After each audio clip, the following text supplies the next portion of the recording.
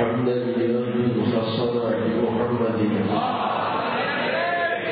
وأنقذنا من ظلمة الجهل والتنازل.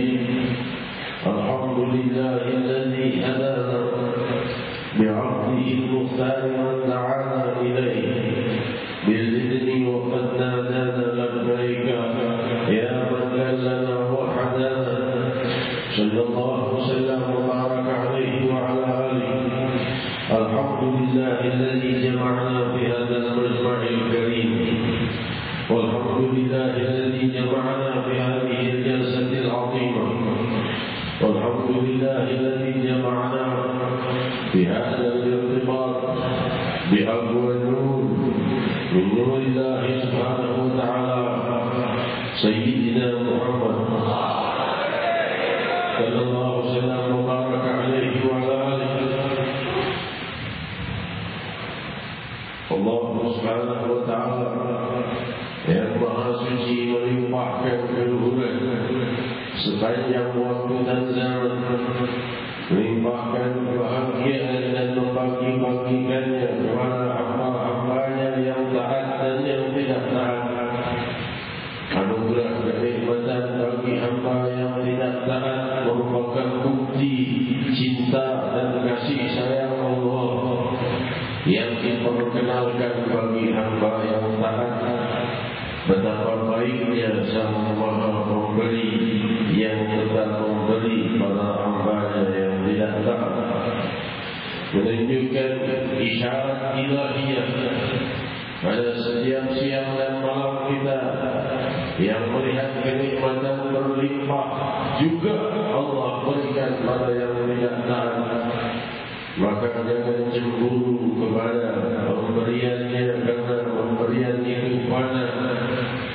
Namun ingatlah pada cinta dan kelembutannya walaupun kepada yang tidak taat adanya. Namun Sang Maha Raja alam semesta menawarkan pengampunan dan kasih sayang dan anugerah yang abadi, cahaya terindah sepanjang waktu dan zaman yang menerangi dan memperindah kehidupan dunia dan akhirat.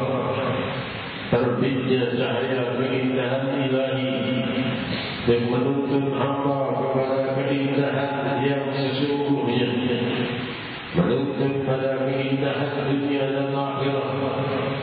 Terang benderang sanubarinya dengan cahaya keindahan Allah, bergetar hatinya dengan cahaya kewibawaan Allah, dan hari-harinya penuh dengan keindahan dunia dan akhirat. Ketahuilah cahaya cintaan Allah itu yang menjadi cahaya keindahan dunia dan akhirat, dan menjadi cahaya keindahan dunia dan akhirat bagi yang mengikutinya pula. Sayyidina Muhammad sallallahu alaihi wasallam wa baraka alaihi wa ala alihi. Allahumma malikul mulk, Allahumma malikul mulk, tu'til mulka man tasha' wa tanzi'ul mulka mimman tasha', tu'izzu man tasha' wa tudhillu man tasha', biyadikal khair, innaka 'ala kulli syai'in qadir. Katakanlah oleh Allah yang Maha memiliki segenap kekuasaan, Kau memberikan kemuliaan pada yang Kau kehendaki, dan Kau merebutnya dari yang Kau kehendaki, mencabutnya dari yang Kau kehendaki. Seorang yang bisa berbicara, Allah Maha mampu mencabutnya hingga dia tidak mampu lagi berbicara. Orang yang bisa berjalan, Allah Maha mampu mencabut kemampuannya dan berdiri hingga tidak bisa lagi berjalan, berdiri apalagi berjalan. Orang yang melihat, Allah Maha mampu mencabut penglihatannya hingga ia tidak lagi bisa melihat. Allah pula Maha mampu mencabut keimanan dari hamba sehingga ia tidak pernah melihat yang luhur adalah luhur. Namun Allah Maha mampu pula mencabut musibah dari hamba yang dikehendakinya. Allah Maha mampu mencabut segenap dosa hamba hamba-Nya. Allah Maha mampu mencabut kemurkaan para hamba-Nya, menggantikan dengan cintanya, dan kesemua itu kembali kepada satu nama, Ya Allah. Hadirin hadirat yang dimuliakan Allah, yang hadir di majlis dan yang mendengarkan atau menyaksikan di streaming website www.majlisrasulullah.org di barat dan timur. Di malam hari yang luhur ini kita diseru pula dalam keluhuran, dan memang setiap kehidupan kita adalah seruan keluhuran Allah. Siang dan malam adalah panggilan Allah untuk kita mendekat. Setiap nafas kita adalah panggilan Allah agar kita mendekat. Dan setiap apapun perbedaan warna, bentuk dan sifat yang kita lihat, yang kita dengar dan yang kita rasakan adalah hakikatnya panggilan kelembutan Allah untuk mendekat kepada pencipta ini semua, yang mencipta kita dari tiada dan kemudian mewafatkan kita dan membangkitkan kita untuk berjumpa dengannya. Wassalamualaikum ila maghfiratin min rabbikum wa jannatin 'arduha as-samawati wal ardh u'iddat lil muttaqin. Bersegeralah kalian pada pengampunan Allah. Siapa yang bicara? Yang bicara yang kita berbuat salah padanya, yang kita berbuat durhaka padanya, yang kita berbuat dosa padanya. Dialah yang berbicara.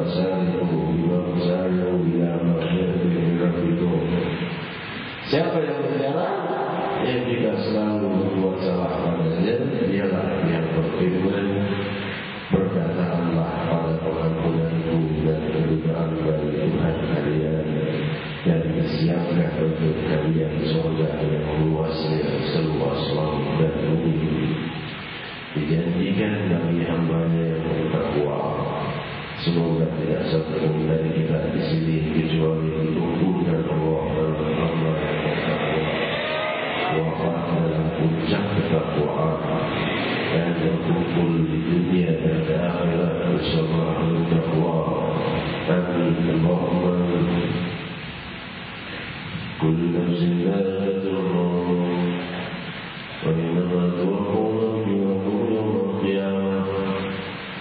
ومن يطع الله ورسوله فقد فاز. وما هذه الدنيا إلا متاع الغرور. Semua yang hidup pasti merasakan kematian. Kalimat ini sudah cukup untuk mengingatkan dan menyadarkan kita dari segala kebutaan, kebingungan, kerisauan dan permasalahan di dunia. Dan juga kalimat ini sudah cukup bagi kita untuk membuat kita jauh dari kufur nikmat atau dari tidak bersyukur. Kalimat ini menjadi obat bagi orang yang dilimpahi kenikmatan atau orang yang dalam kesusahan. Kullu nafsin dha'iqatul maut. Semua yang hidup pasti akan merasakan kematian. Aku dan kalian pasti merasakannya, dan itu janji Allah.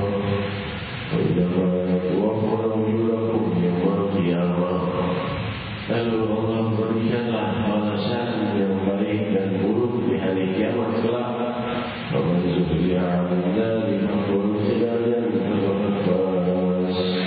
Karena siapa yang dilindungi Allah dan disingkirkan, dijauhkan dari neraka, diselamatkan dan dimasukkan ke surga, sungguh dia orang yang beruntung. Dunia adalah mata'ul. Dia adalah kehidupan dunia kecuali hanyalah sandiwara dan permainan saja. Yang mulia di dunia belum tentu mulia di akhirat. Yang hina di dunia belum tentu hina di akhirat. Dan dunia adalah sementara, sedangkan akhirat adalah abadi.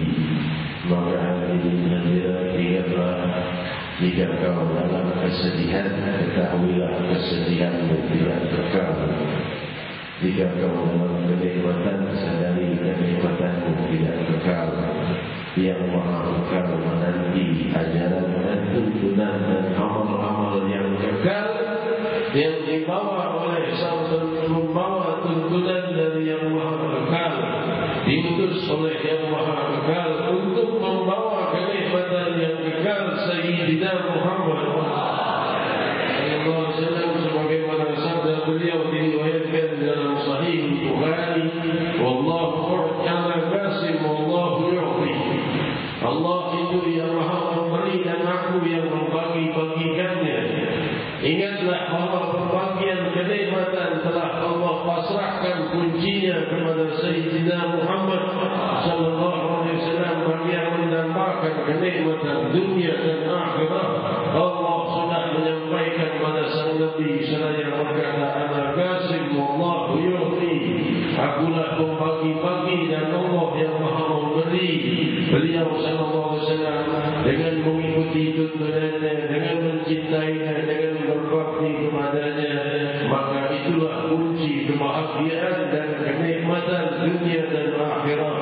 Demikian janji Sayyidina Muhammad. Hadirin hadirat yang dimuliakan Allah, hayat dunia adalah mata'ul. Berkata Sayyidina Ali bin Abi Thalib radhiyallahu anhu,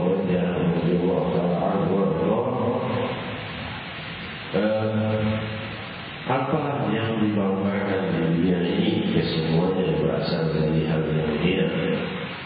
Pakaian termahal adalah sutra, dan sutra adalah buatan dari ludah liurnya ular yang menjijikkan.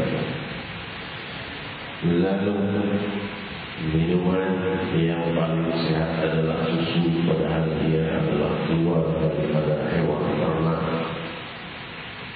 Dan minuman yang paling manis adalah madu, padahal dia adalah buatan serangga. Dan perhiasan yang paling mahal adalah berlian, padahal dia terbuat daripada batu bara dari gunung berapi yang beribu-ribu tahun. Lalu apa yang berharga di muka bumi ini sungguh berawal dari kehinaan asalnya, tidak dari ular atau dari hewan ternak atau dari serangga, dari gunung berapi. Itulah awalnya apa-apa yang berharga di dunia. Namun hadirin, semua hal yang berharga atau yang tidak berharga di dunia bisa berharga jika mengikuti tuntunan dari yang maha berharga, memberikan apa-apa menjadi berharga, yaitu Sayyidina Muhammad sallallahu alaihi wasallam. Tebu tidak ada harga, namun tebu itu bisa menjadi saksi ketika kita melangkah menuju jalan Allah Subhanahu wa taala. Allah jadikan tebu itu saksi, membuat kaki orang yang melintasinya tidak akan terbakar di neraka. Allah mengharapkan kaki yang berdebu melangkah ke jalan sabilillah untuk disentuh api neraka. Hadirin hadirat yang dimuliakan Allah, debu ditandang dan diinjak, tapi dia bisa membuat kaki kita aman dari api neraka karena mengikuti jalan tuntunan Sayyidina Muhammad.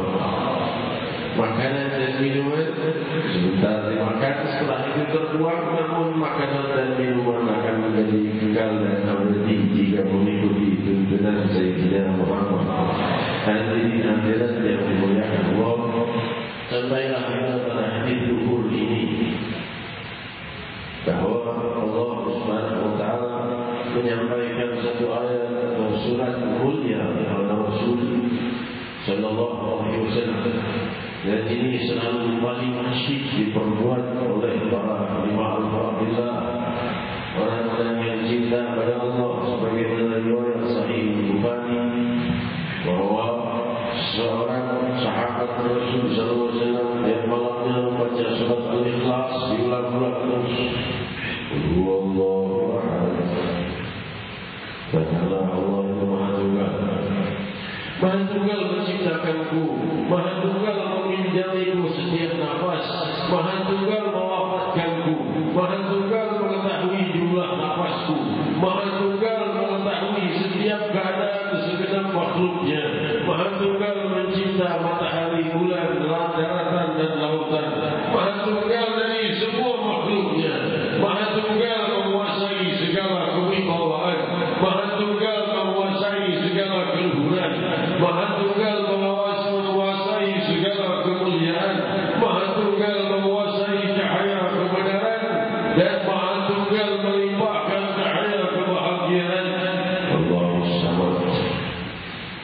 ada pendapat para mufassirin dijelaskan di dalam tafsir Imam Al-Tabari, tafsir Imam Ibn Abbas dan tafsir lainnya mengatakan as-samad di antaranya adalah yang paling sempurna kelembutannya melebihi segala kesempurnaan, yang paling sempurna kasih sayangnya melebihi segala kasih sayang, yang paling sempurna anugerahnya melebihi segala anugerah, yang paling sempurna pemberiannya dan tidak pernah berubah pemberiannya, yaitu selalu memberi. Dalam riwayat lainnya adalah ia telah berhidup, yaitu yang berbicara dengan cahaya. Makna as-samad dalam riwayat lainnya adalah yang malam, yaitu yang tidak membutuhkan makan dan minum. Jadi dalam riwayat yang kullahu kufuwan ahad. Oleh sebab itu Sayyidina Bilal ketika disiksa, ia mengeluarkan rindunya kepada Sang Maha Tunggal dengan kalimat ahad. Diriwayatkan dalam riwayat yang ketiga, Sayyidina Bilal tidak merasakan pedih saat dia disiksa, bahkan dia dalam kelezatan, kesejukan, tidak terasa sakitnya apa yang dibuat oleh kufar Quraisy, karena dia sedang lezat menyebut nama Allahu Akbar.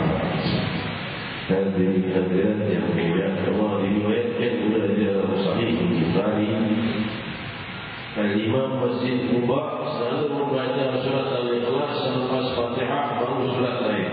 Fatihah, surat Al-Ikhlas baru surat lain. Fatihah, surat Al-Ikhlas baru surat lain. Para sahabatnya protes makmumnya, kau ini jadi imam surat Al-Ikhlas jangan disamain sama Fatihah, kok selalu dibaca? Maka dia berkata, kalau aku mau jadi imam terus, aku terus begitu. Kalau enggak, jadi imam lain. Makmumnya protes kepada Rasulullah SAW. Ya Rasulullah, imam tak. Tidak pernah mengajarkan suruh baca surat Al-Ikhlas selalu dibaca tiap kali selepas Fatihah, tapi dia buat sendiri. Zaman sekarang itu disebut bid'ah. Lebih kajian yang dimuliakan Allah. Maka Rasulullah SAW memanggilnya, "Dimana amil kadzalika ya fulan imam Masjid Quba? Kenapa kamu berbuat itu wahai fulan imam Masjid Quba, baca Fatihah setiap kali, baca Al-Ikhlas setiap kali Fatihah? Kau tidak pernah mengajarkannya?" Kata Rasul. Jawabannya singkat, "Ini wahai aku mencintai surat Al-Ikhlas." Allah SWT Rasul SAW membuka ia kalau terjadi cinta kepada surat Al-Ikhlas membuatmu masuk ke dalam surga Allah SWT karena mencintai kalimat Huwallahu ahad, Huwallahu ahad, Huwallahu ahad. Ya yang Maha Tunggal, jadikan dia tunggal di dalam jiwamu. Di saat mengingat Allah, di saat berzikir, di saat salat, di saat doa, di saat munajat, hilangkan semua nama dari hatimu kecuali Allahu Akbar. Dialah yang Maha Tunggal. Jadikan nama itu menguasai jiwamu dan sayangmu melebihi segalanya. Maka akan kau lihat Allah menentukan seluruh makhluknya kepadamu, karena jiwamu telah tunduk kepada asyir Tuhan Allahu Akbar. Hadirin hadirat yang dimuliakan Allah, dan jangan sampai kita terjebak kepada kejadian-kejadian yang tidak kita sukai. Karena Allah Subhanahu wa taala telah mengingatkan di dalam firman-Nya, "Asa an takrahu syai'an, asa an takrahu syai'an wa huwa khairun lakum, wa asa an tuhibbu syai'an wa huwa syarrun lakum, wallahu ya'lamu wa antum la ta'lamun." Barangkali kalian menyukai, kalian membenci sesuatu, tapi hal itu baik untuk kalian. Barangkali kalian menyukai sesuatu, tapi itu tidak baik bagi kalian. Allah Maha mengetahui dan kalian tidak mengetahui Barangkali kita lihat hal ini hal yang baik buat kita, padahal itu bara api seakan anak kecil yang ingin mendekati bara api yang dikira yang mainan belaka. Barangkali anak kecil menjerit melihat ibunya yang begitu jahat menusuk dan menyiksanya, padahal itu adalah suntikan obat bentuk dari kasih sayang sang ibu. Dan sebab itu di saat kita di dalam kenikmatan dan dalam kesusahan, berhati-hatilah. Barangkali di belakang itu ada hikmah ilahi yang lebih luhur jika kita syukuri kenikmatan yang ada, walaupun sebagian kenikmatan hilang. Hadirin hadirat yang dimuliakan Allah, sebagaimana Allah sangat tidak tega kepada hamba-Nya, terutama mereka yang mencintai Sayyidina Muhammad SAW. Kullu man ya'shaq Muhammad fi amani wa salam. Orang yang mencintai Rasulullah SAW dan rindu kepada Rasul itu di dalam keamanan dan keselamatan. Hadirin hadirat diriwayatkan oleh Hujjatul Islam Warakatul Anam Imam Qadhi Iyad di dalam kitabnya Asy-Syifa, ketika Sayyidina Anas bin Malik radhiyallahu anhu menziarahi seorang wanita yang kewafatan putranya. Ibu ini buta, dia tidak melihat. Hijrah dari Madinah dari Makkah Mukarramah bersama putranya, dan dia tidak punya keluarga yang lain. Keluarga yang lain semuanya sudah ditinggalkan di Makkah. Cuma putranya satu. Ibu ini buta pula, sudah tua renta lagi, makan saja harus disuapi oleh anaknya. Segala hajatnya diurus oleh anaknya wafat. Maka ketika para sahabat menjenguknya, di antaranya Sayyidina Anas bin Malik, maka berkatalah, ibu ini yang sudah tua renta ini buta pula. Anak ini betul jadi anak wafatnya. Iya, Sayyidina Anas bin Malik, tenang oleh ibu, anak wafat, sudah dimandikan, sudah dikafani, tinggal dimakamkan lagi, sebentar lagi mau disolatkan. Lalu ia menangis dan mengatakan, Allahumma in kunta ta'lam anni wa atini anni hajartu ilaika wa ila rasulik, fala tahzan alayya hadhihi musibah. Ya Allah, aku sudah meninggalkan keluarga dan semua anakku hanya bersama putraku ini. Kalau kau betul tahu aku betul hijrah kepada Allah dan Rasulnya, ikhlas karenamu, jangan tambahin lagi musibah di atas musibah. Belum selesai ibu itu mengangkat tangan dan berdoa, kecuali anaknya bangun dari wafatnya, dan tidaklah beberapa menit anaknya sudah menyuapi ibunya kembali. Demikian rahasia cinta kepada Sayyidina Muhammad. Hadirin hadirat yang dimuliakan Allah, demikian indahnya ketakwaan dan indahnya Allah Subhanahu wa taala.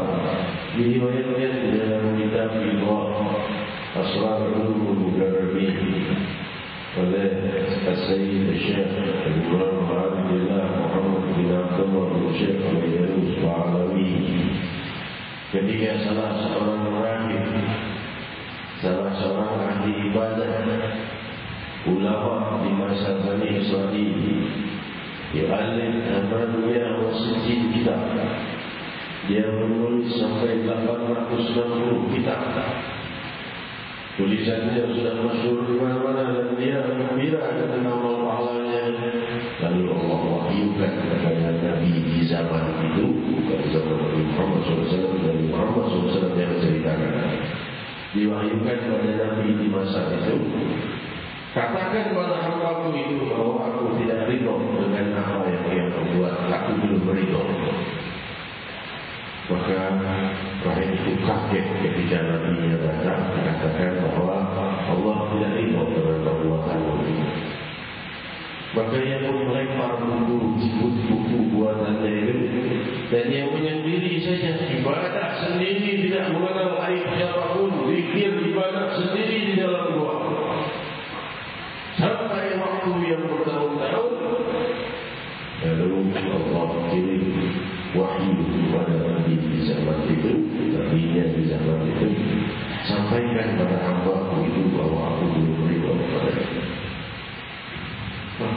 Jadi sampai dia berkata, mau apa? Aku mau berbuat apa lagi? Nulis kitab Allah tidak ridhoi. Aku beribadah banyak menyendiri Allah tidak ridhoi. Dalam keadaan bingung dan risau, dia keluar saja sampai ke pasar. Dia membantu orang-orang tua yang keberatan membawa beban. Dia menciumi kepala anak yatim dan dengan dirinya Allah kirimkan wahyu kepada Nabi di masa itu, katakan kepada hamba-hambaku bahwa aku sudah ridha kepada, yaitu terjun kepada masyarakat untuk membantu yang lemah, memuliakan yang fakir dan mubarak, membantu orang-orang tua yang lemah, membantu orang yatim, membantu yang susah. Maka itulah yang paling masyhur dari tuntunan Sayyidina Muhammad SAW. Bukti dari rahasia keridhaan ilahi yang terluhur. Hadirin hadirat yang dimuliakan Allah, demikian merupakan orang yang paling luhur dan paling diridhai Allah, Sayyidina Muhammad sallallahu alaihi wa alihi. Hadirin hadirat yang dimuliakan Allah, saya tidak panjang lebar menyampaikan tausiah, sekedar juga kabar. Tadi pagi saya berkunjung ke Singapura, kebetulan Guru Mulia kita Al-Muslim Alhamdulillah kami Umar bin Muhammad bin Salih bin Habib dari Kuala Lumpur, tiba jam 9 pagi di Singapura. Saya juga cuma jumpa di bandara saja, terus pulang pagi kita akan jumpa di Changi Airport sebentar, terus saya pulang. Lalu dalam perjumpaan itu kebetulan dapat kesempatan berbicara para kota, diberi kesempatan oleh para jemaah di Singapura untuk tidak mengganggu Guru Mulia yang membacakan perkembangan jemaah majelis. Dan sampaikan jemaah alhamdulillah semakin banyak dan semakin rindu pada beliau, dan beliau pun mengatakan insyaAllah dalam waktu dekat saya akan kunjung insyaAllah di bulan Muharram. Mudah-mudahan acara kita selesai. Beliau juga menanyakan bagaimana kabar-kabar lainnya. Saya sampaikan kita juga sudah mengadakan pertemuan dengan kira-kira 100 anggota milis di dunia maya. Mereka pria dan wanita ini dari dunia maya lalu mengadakan pertemuan untuk meneruskan dan menyebarkan dakwah di dunia maya. Maka beliau kaget dan gembira. Itu hal yang sangat mulia dan luhur, kata beliau. Karena dunia maya penuh kegelapan dan sedikit para dai yang mau terjun padanya. Sampaikan salam saya gembira dengan kejadian itu, kumpulnya para orang-orang yang biasa di internet yang menyebarkan kemuliaan, menyebarkan dakwah. Hal itu sangat membuat gembira dan mulia kita. Muslim kejadian yang diceritakan oleh putra beliau sebelum beliau tiba. Beliau telah sedikit putra beliau sebagai beliau saja sebentar. Ketika beliau mengunjungi Denmark, wilayah yang konon sangat benci kepada Nabi Muhammad SAW dan menghina Nabi Muhammad SAW. Cara beliau bukan hanya kekerasan, didatangi tempatnya untuk dikenalkan siapa Nabi Muhammad SAW itu. Namun rupanya justru tempat yang paling dibenci, yang dikenal dunia, kita kenal sebagai tempat yang paling benci kepada Nabi dan banyak menghina Nabi, itulah saat Guru Mulia baru saja mendarat di bandara Denmark. Sudah ada 300 orang muslimin menyambut beliau dengan membacaan maulid Nabi Muhammad SAW. Beliau berkata pada putranya, kau lihat barat dan timur bilang wilayah ini wilayah yang paling banyak menghina Nabi. Aku belum pernah datang ke satu negara pun turun di bandara disambut maulid kecuali di Denmark ini. Dan di sini tidak dimuliakan Allah menunjukkan, kau lihat, dia berkata pada putranya, hidayah Allah maha mampu memberikan pada orang yang terjauh sekalipun jika Allah ingin berikan hidayah. Oleh sebab itu akhlak dan budi pekerti Rasulullah SAW adalah hal yang sangat berharga. Dan juga beliau pernah kunjung ke Jerman dan beliau menyampaikan tausiah kepada satu kelompok organisasi di sana, satu kelompok masyarakat, didengar oleh salah seorang murid pendeta. Disampaikan bahwa beliau ini bicaranya kerukunan umat beragama. Maka ditantanglah oleh ketua pendeta di kota itu, saya tidak sebut kotanya, tapi di Jerman, di kota itu, untuk mau datang ke gereja menjelaskan Islam. Berani tidak? Beliau datang ke gereja itu dan mohon izin sholat sunat di gereja itu. Padahal di dalam mazhab, dalam seluruh mazhab, sebagian besar mengharapkan sholat di gereja. Sebagian mengatakan makruh, sebagian mengatakan boleh. Kalau seandainya diharapkan akan berubah menjadi masjid. Beliau kemudian menyampaikan tausiah di depan para non-muslim. Selepas keluar, para ketua tokoh agama itu ditanya, bagaimana pendapatmu tentang Islam? Aku benci Islam, tapi aku cinta orang ini. Islam aku masih benci, tapi aku cinta orang ini. Lalu guru mulia berkata, kalau kamu cinta padaku, sebentar lagi kau akan cinta pada Islam. Jadi Nabi yang menggunakan Allah, lalu ditanya, kenapa sholat sunat di gereja? Dia berkata, karena aku tahu tempatku yang akan berubah di masjid di waktu yang dekat. Jadi Nabi yang menggunakan Allah, demikian agungnya, tuntunan Nabi kita Muhammad SAW. Kita tidak berpanjang-lebar, kita mengajar kepada Allah SWT. Semoga Allah SWT melimpahkan rahmat dan anugerah kepada kita. Kebahagiaan, ketenangan, kesejukan, kesyukuran, kemakmuran dunia dan akhirat bagi kita. Kita munajat dan mengingat setiap nafas kita yang telah lewat dalam dosa. Kemana kita akan mengadukannya kalau bukan pada samudera pengampunan? Mana kita akan memohon penghapusannya kalau bukan dari Sang Maha Pemaaf? Mana kita mengadukan sisa nafas kita yang masih tersisa di hari esok kalau bukan kepada yang Maha melimpahkan segala anugerah dan Maha menjauhkan segala musibah. Waqul jami'an ya Allah ya Allah ya Allah ya Allah ya Allah ya Allah ya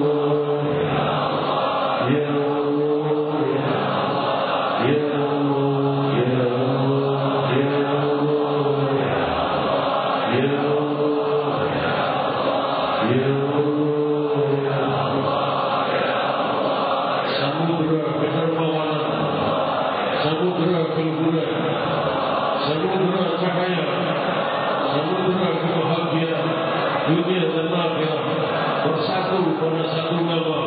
Ya Allah, Ya Allah, Ya Allah, Ya Allah.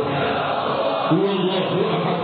Dialah yang Maha Tunggal, dialah yang Maha Satu, yang Maha melihatmu, Maha melihat perasaanmu, Maha melihat apa yang kau niatkan, Maha melihat apa yang sedang kau pikirkan, Maha melihat apa yang sedang dalam lintasan pemikiranmu. Ya Allah, Sang Maha Dermawan sedang melihatmu. Ya Allah, ana ma'a abdi haitsuma dzakarani wa taharrakat bi syafata. Ya Allah, Ya Allah, Ya Allah, Ya Allah, Ya Allah, Ya Allah. Sekali kau memanggil namanya dengan satu kali yang khusyuk, mungkin beribu musibah disingkirkan darimu di hari esok dunia dan akhirat. Beribu nikmatan dan kebahagiaan dilimpahkan. Satu nama Allah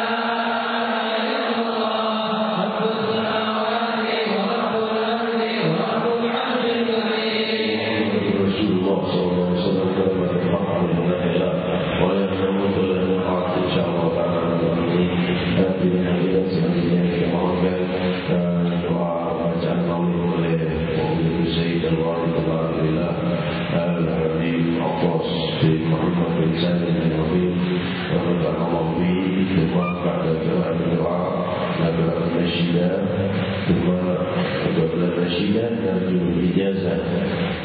Berdoa narju ijazah dan Habib Abbas dan mengharapkan ijazah dari beliau apa saja yang beliau ijazahkan daripada zikir atau doa atau apa saja, tidak menjadi di sana yang bersambung dari guru-guru beliau sampai kepada Rasulullah SAW.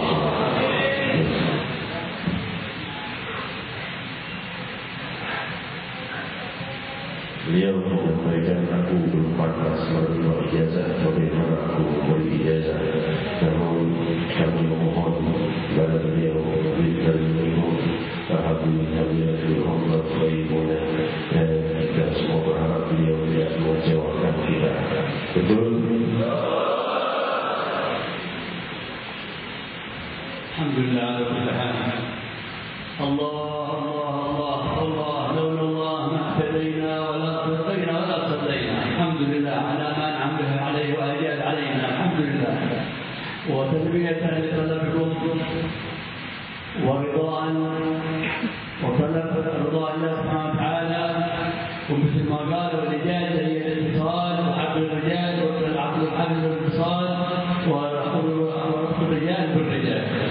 معنى الإجازة هي الاتصال وحبل الاتصال وربط الاتصال واتصال الرجال بالرجال كربط الإيمان بالإيمان. وقال حفظه الله رضي الله عنه. هذا معنى الإجازة. Makna ijazah itu adalah ikatan batin antara para sholihin dari para sholihin dan kepada kita dari para sholihin itu bagaikan rantai yang tidak pernah bisa diputuskan dengan akhirat hingga ujung rantainya. Allah يجعلنا وإياكم من الصالحين من الناجحين من المفلحين إن شاء الله تعالى.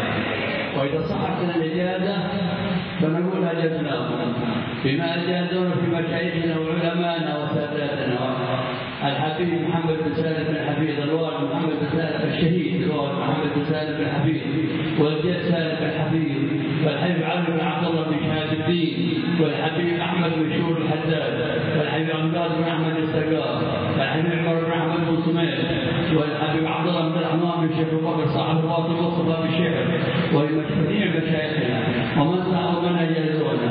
نجيزكم بتقوى الله، وثم نجيزكم بالذكر والأوراد، ونجيزكم بما يقربكم إلى الله سبحانه وتعالى من قول وفعل وعمل يقرب الرجال. Beliau mengijazahkan dari sanad ayahanda yang beliau terima dari ayahanda beliau Syahid Habib Muhammad bin Salim bin Habib Al-Adillah dan juga Al-Adillah untuk Habib Abdullah bin Ahmad bin juga bin Ahmad Al-Sagaf alaihi rahmatullah, Habib Al-Adillah bin Salim bin Habib dan juga Habib Umar bin Ahmad bin Sumaid dan juga Habib Ahmad bin Syekh Al-Haddad dan juga para guru beliau yang lainnya, Habib Ali bin Syahabuddin dan para guru beliau yang lainnya, dan sanad yang bersambung kepada Rasulullah SAW berupa takwa kepada Allah yang dengan kita mendapatkan hidayahnya semoga kita semakin mudah mencapai takwa kepada Allah SWT, ijazah dan bentuk berzikir hingga kita semakin mudah mencapai khusyuk dan zikir kepada Allah SWT, dan beramal dan belajar dan mengajarkan apa-apa yang kita terima, kita ajarkan kepada orang lain dan mengamalkannya hingga lebih mudah kita memahami, lebih mudah kita mengajarkan, lebih mudah kita mengamalkan dengan ikatan batin kita dengan para guru-guru kita sampai kepada Nabi kita Muhammad SAW. Maka katakan bersama-sama qabilna ijazah. Barakallahu fiik. Bismillahirrahmanirrahim. Alhamdulillahi rabbil alamin. Allahumma shalli wa sallim ala sayyidina Muhammad wa alihi wa sallim ala sayyidina Muhammad wa alihi wa sallim ala sayyidina Muhammad wa alihi wa sallim ala sayyidina Muhammad fi kulli waqtin wa hin. ولقد أجبت لنعت